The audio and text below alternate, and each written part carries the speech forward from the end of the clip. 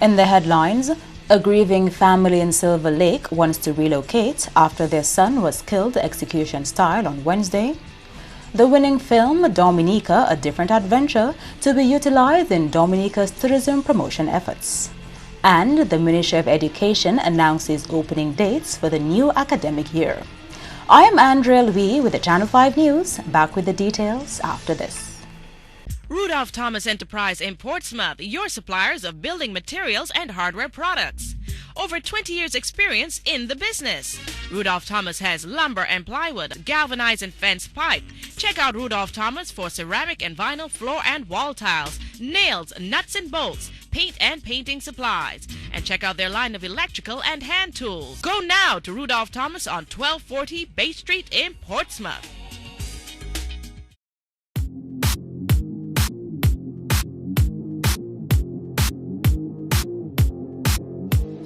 Thank you for staying with us. First up, strong police presence in Silver Lake on Thursday.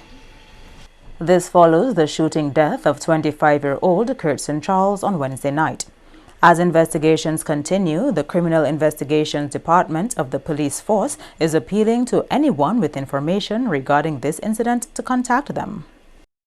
The Commonwealth of Dominica Police Force is investigating a fatal shooting incident which claimed the life of Kurtson Charles, male 25 years of Silver Lake. The incident occurred at 7:30 p.m. on Wednesday, 29th August 2018 at Silver Lake. According to information received, Charles was talking to someone near the steps leading to apartment 5 when a vehicle traveling in a westward direction stopped opposite the apartment. 3 individuals wearing masks exited the vehicle, rushed towards him and shot him. Charles received multiple gunshot wounds to his torso. He fell on the ground and remained motionless. He was transported to the Accident and Emergency Department at the Princess Margaret Hospital, where he was pronounced dead by a medical doctor. The body was transferred to the Lyndhurst Funeral Home.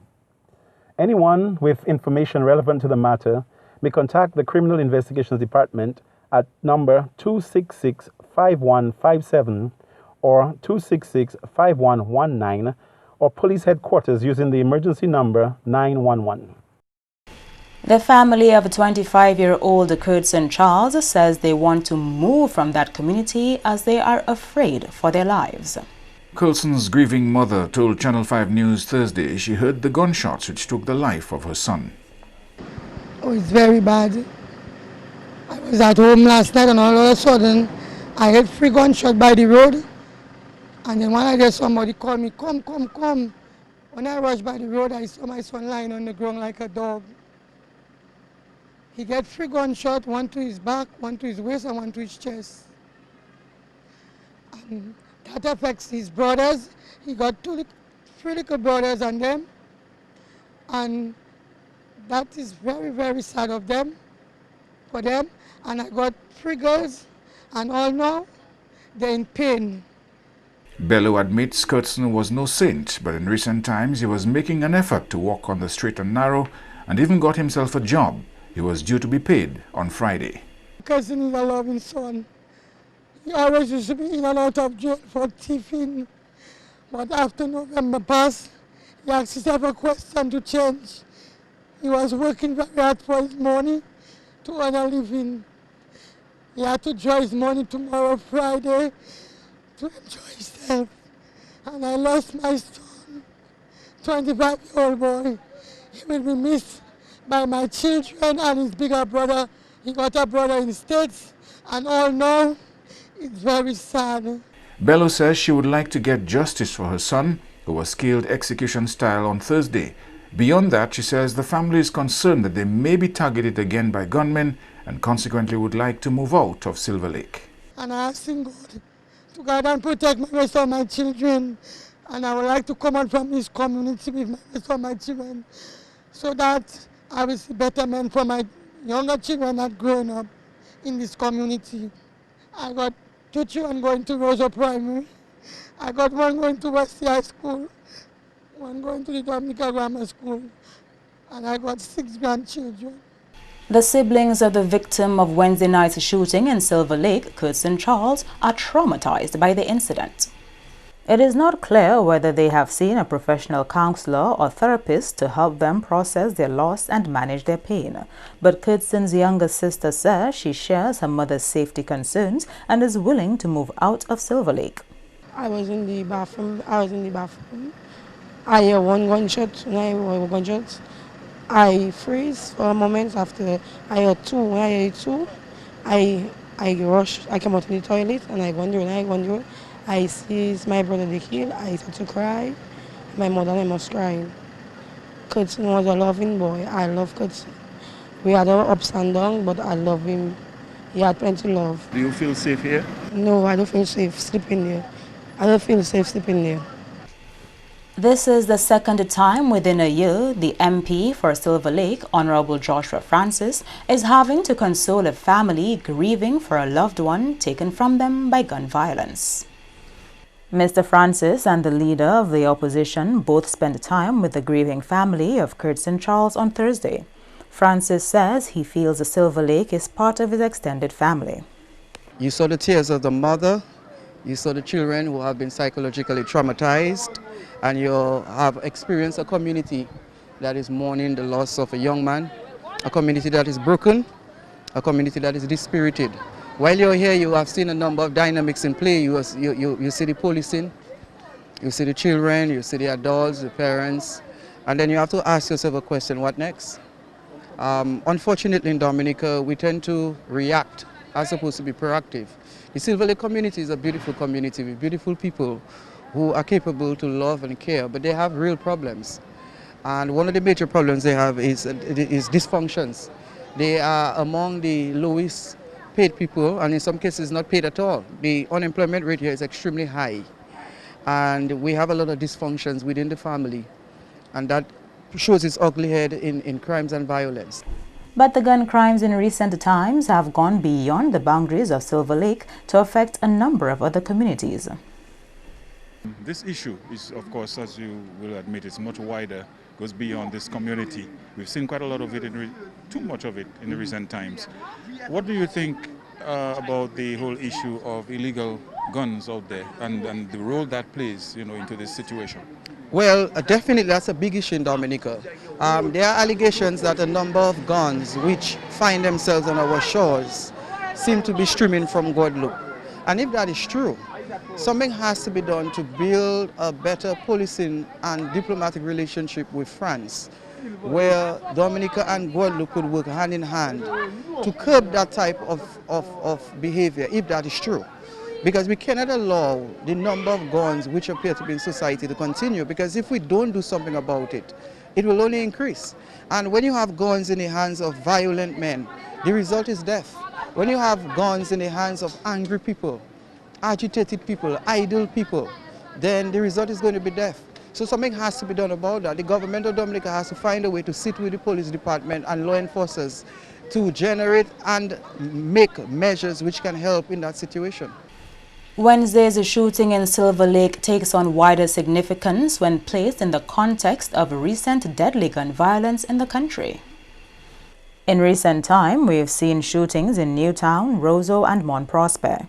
Leader of the opposition United Workers' Party, Honorable Lennox Linton, spoke with Channel 5 News after meeting with the grieving family in Silver Lake on Thursday. We have to take ownership of this. When I say we, I mean the people of Dominica. This is not a problem that any one group or any one individual can deal with. The young men who are dying have mothers, they have fathers, they have brothers, they have sisters.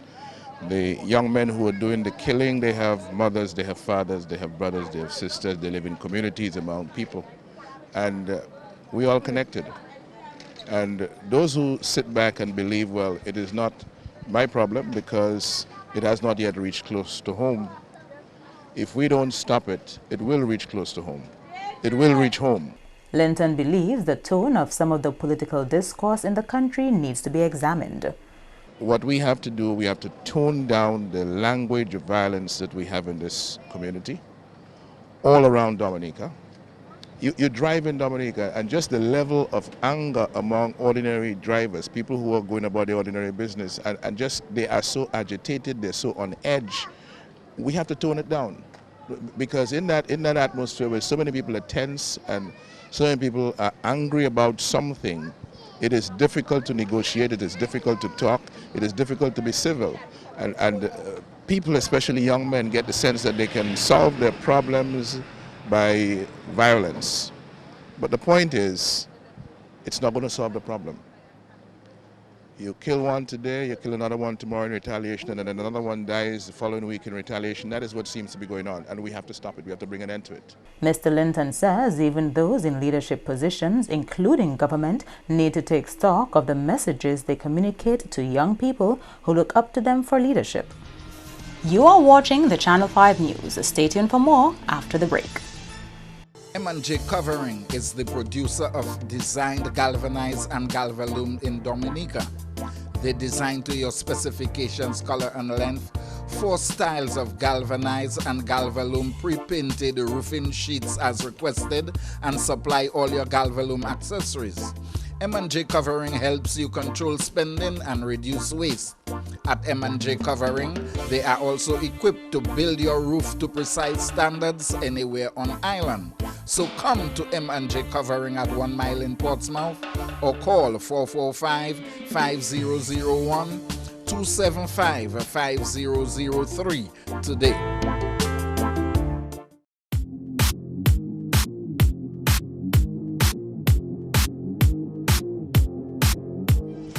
Welcome back.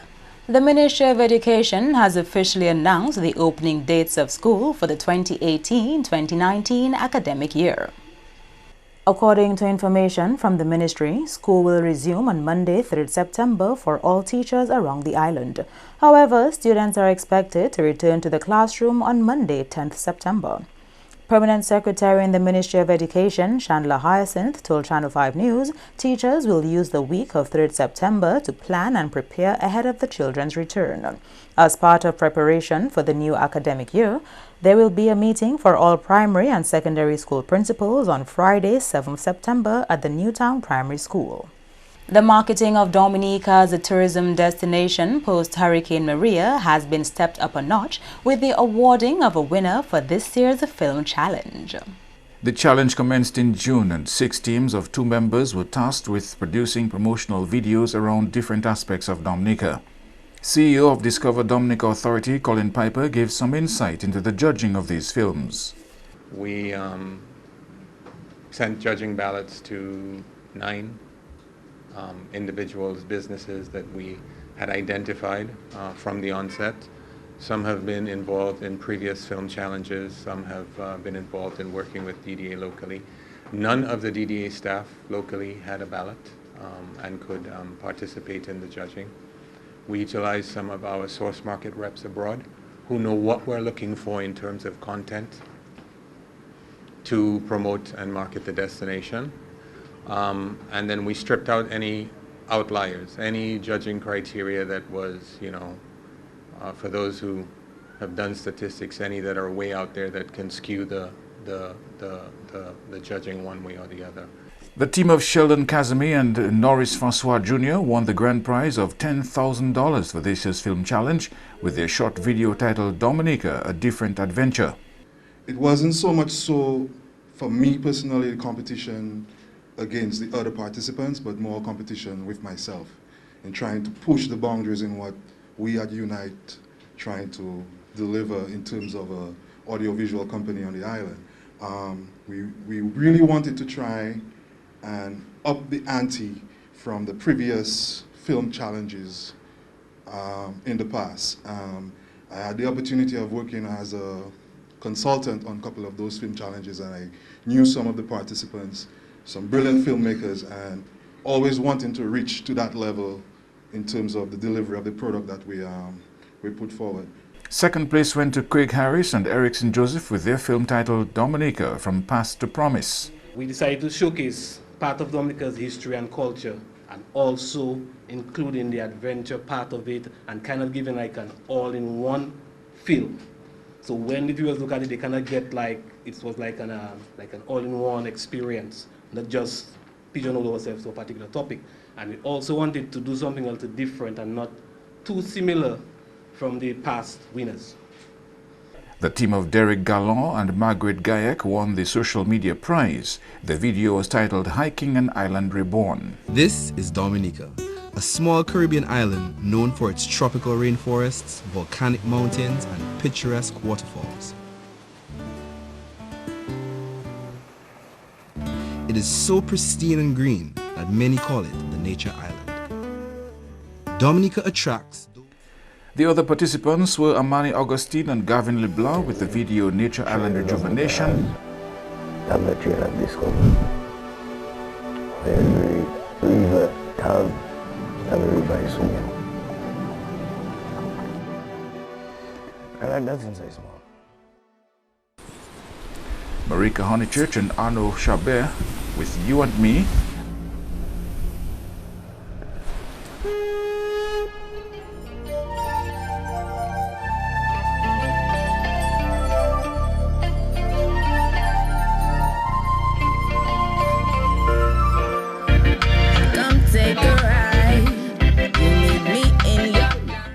And Elias Dupuy and Tridal Elwin with their short film called Why to Kubuli, A Love Letter.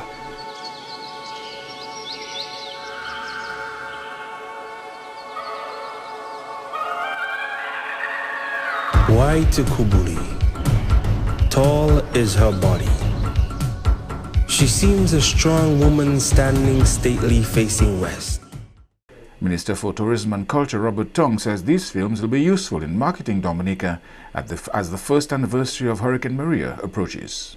Some of the videos will be used to send to some of the media, if not all of them, to the media overseas, because, you know, come the anniversary of the storm, they're going to be putting out a lot of videos, and part of our challenge is to try and get a different spin on it.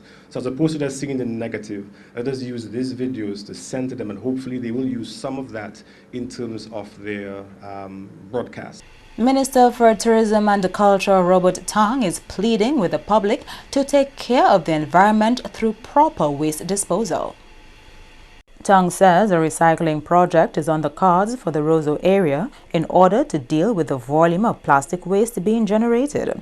We actually have in our budget a recycling project that we will do for, let's say, the Roseau areas. So again, that a lot of the plastics that are being indiscriminately thrown, we can now have a particular area where persons can come, bring these plastics, and we can turn them into usable projects. So just imagine all of the pieces of wood we normally use for benches or even tabletops. We can make all of those using the same plastics that we have. So as opposed to them going into the landfill and filling up the landfill, it means the landfill could last a lot longer. The minister reminded the public of government's intention to ban single-use styrofoam and plastic food packaging material, and says Dominicans have their part to play in the cleanup process. As you can see, we leave too much garbage on the beaches. We throw garbage indiscriminately, and we need to we have to stop doing that.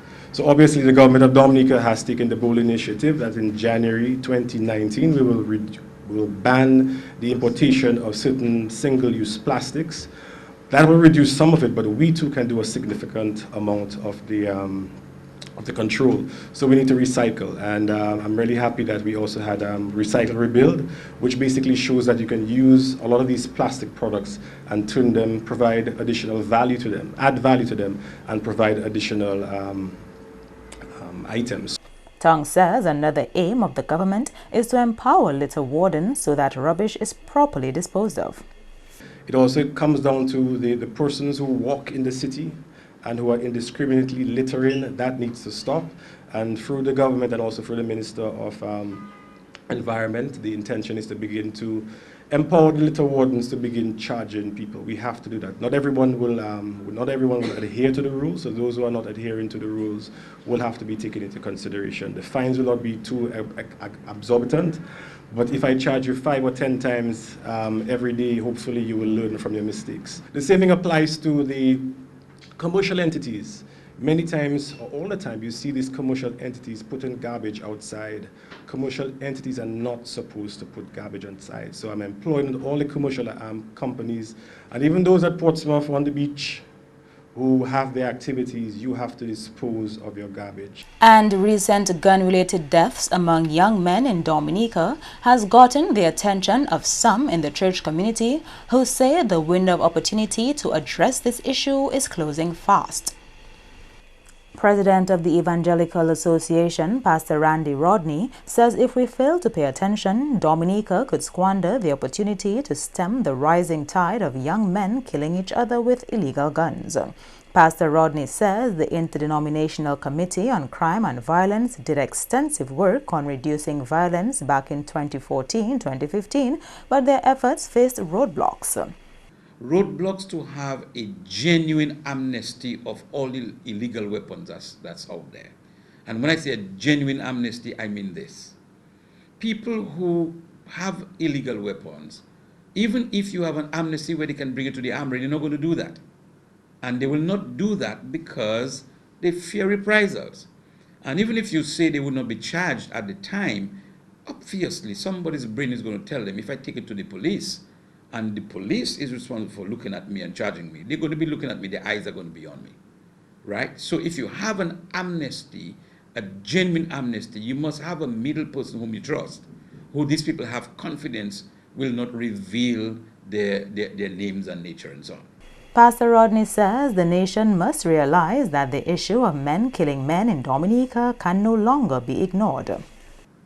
The question of men killing men is something that the nation must sit back to look at.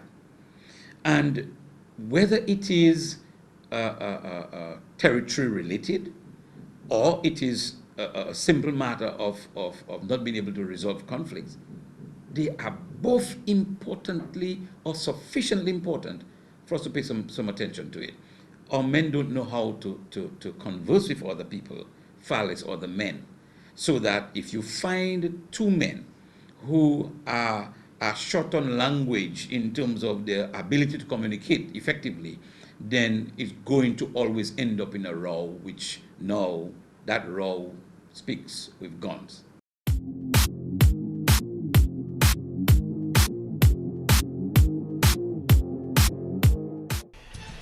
To end the news, the headlines again.